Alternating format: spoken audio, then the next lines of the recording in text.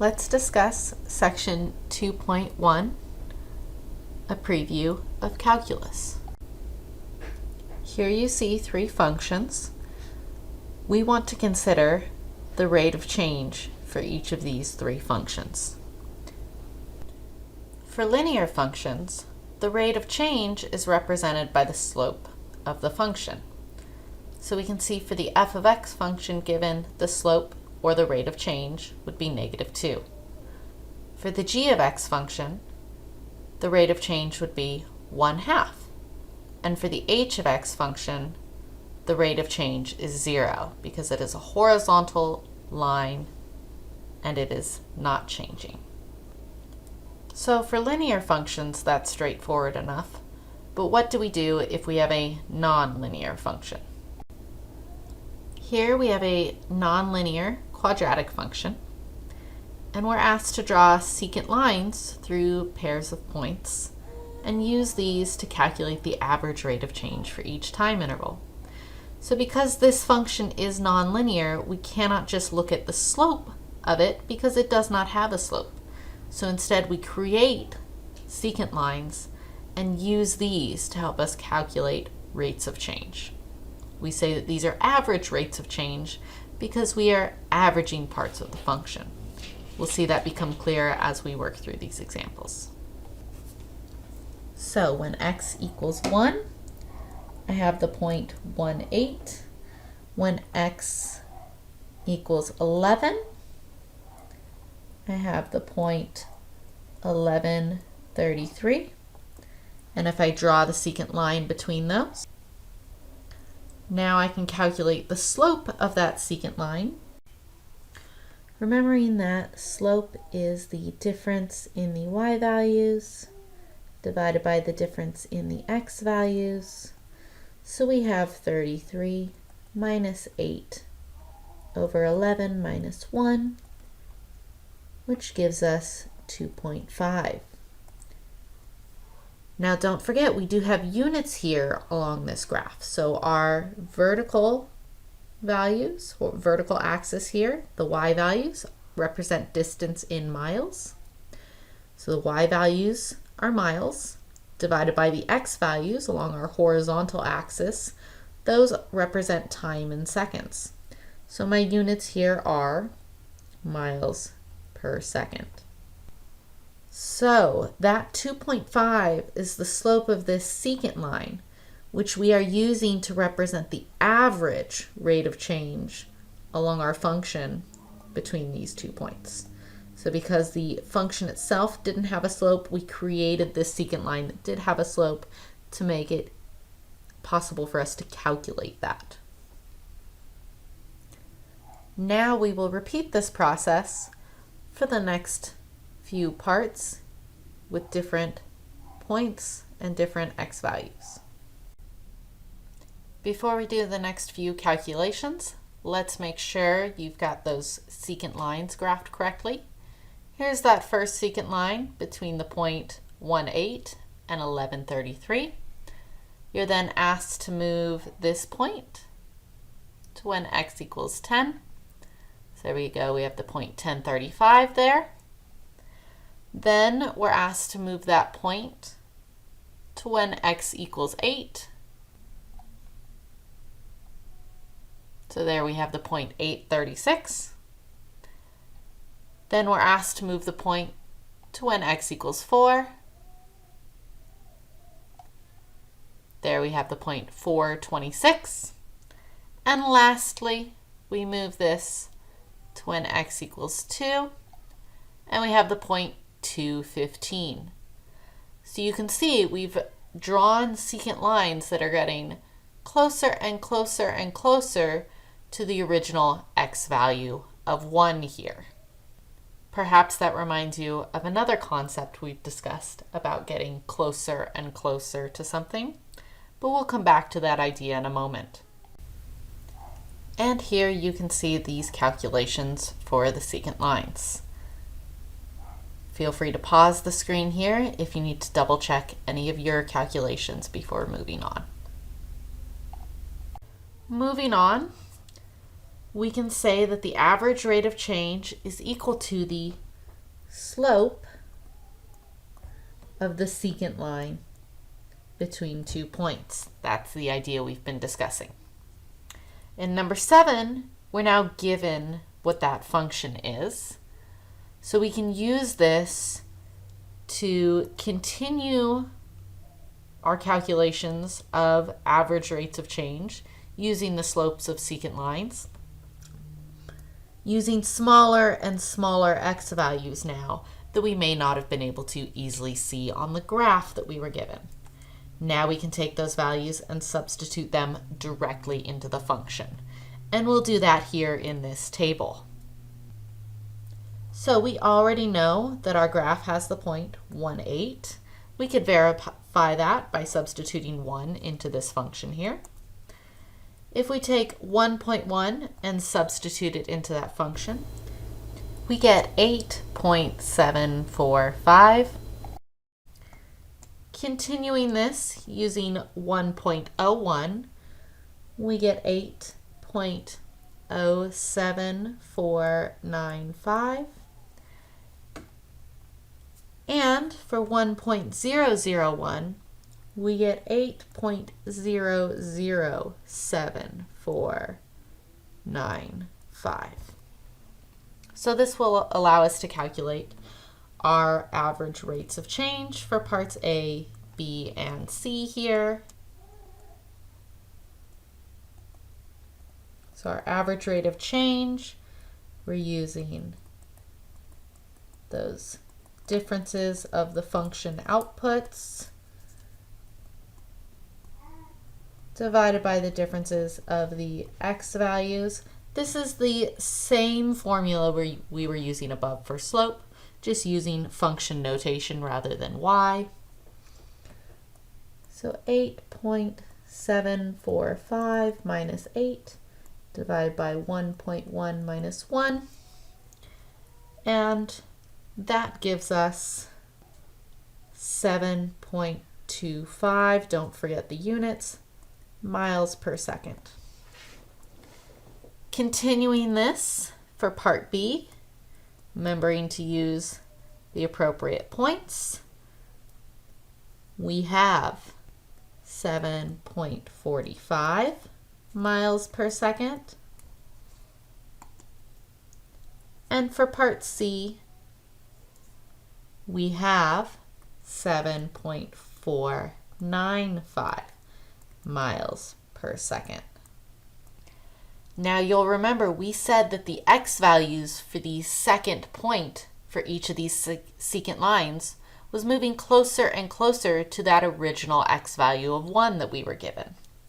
You see that trend has continued here. We're getting closer and closer to 1. So that should remind you of the concept of a limit. So if we are letting the function a of x represent the average rate of change, as we are getting closer and closer to x equals 1, what is our average rate of change approaching? Well, you can see here, we were at 2.5, then 3, then 4, then 6, then 7. Not much of a pattern, but as we started getting very close, 7.25, 7.45, 7.495, it shouldn't be unreasonable to suspect that these values are approaching 7.5 miles per second. And this value is what we call the instantaneous rate of change. So rather than taking the average with secant lines, we are now discussing the slope of the tangent line to our function. So if I were to go back and go just to the point at 1,8 and draw the tangent line at that point, that line should have a slope of 7.5, which represents instantaneously the rate of change at that point. which we could not calculate initially because we only had 1 point on that line. We didn't necessarily know the values of any of these other points, which is why we used secant lines that were getting closer and closer to that point at 1/8 and calculated this using a limit.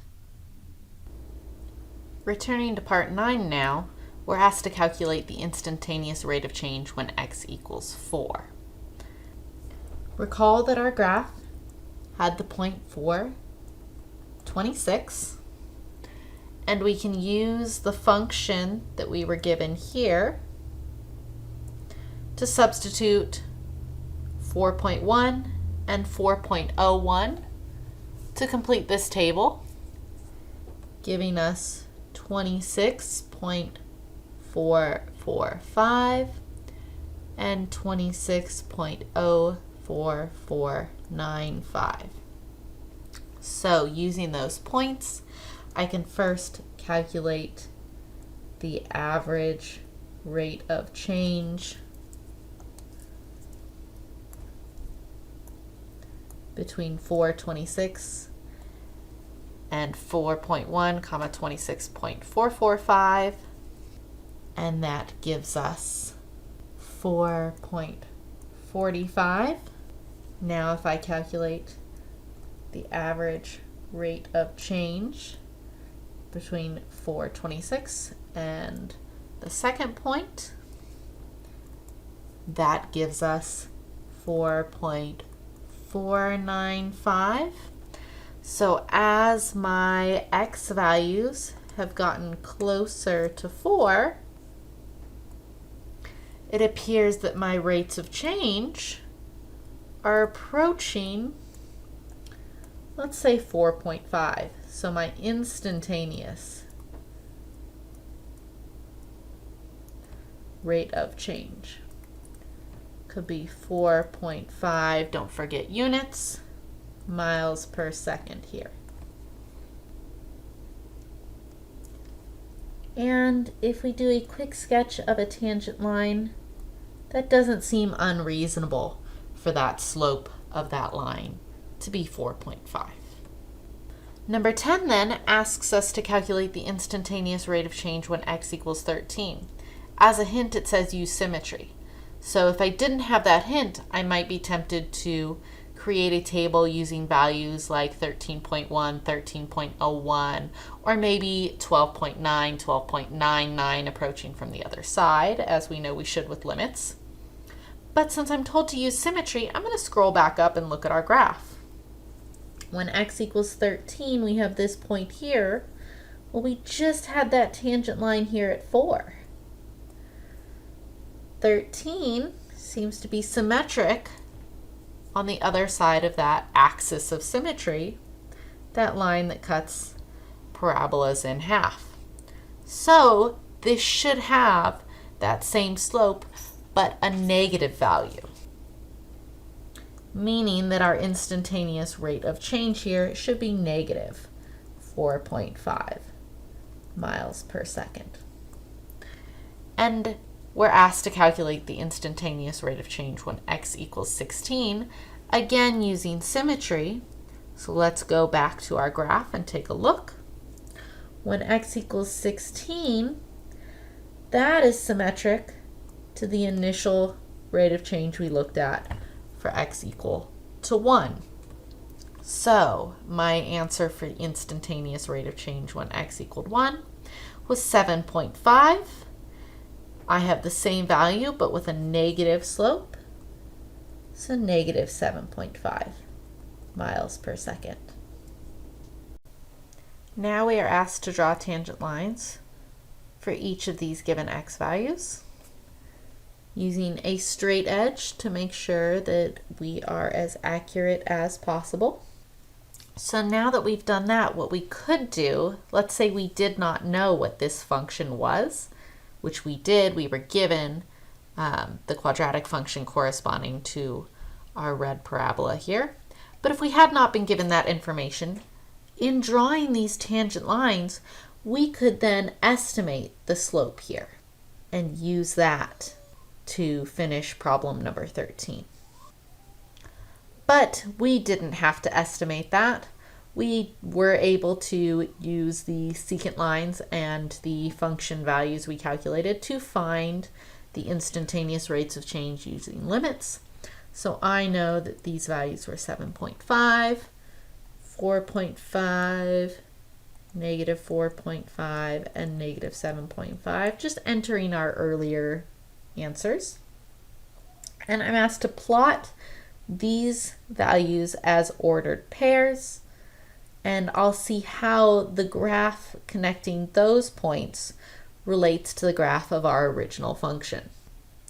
So we have our points plotted, and if we connect those with a straight line, there we can see the graph we've come up with for the instantaneous rate of change compared to our graph in number 12 representing the position of the function, its distance traveled as a function of time. So what we have here is that the slope of that tangent line when x equaled 1 corresponds to the y value when x equals 1 on our second graph. Same thing, when x equaled 4 for our original function, the slope of its tangent line corresponded to the y value for our instantaneous rate of change graph, and so on. I think we can make this a little bit more clear by taking a look at a graph on Desmos. So here we can see our original function and the graph for our instantaneous rate of change.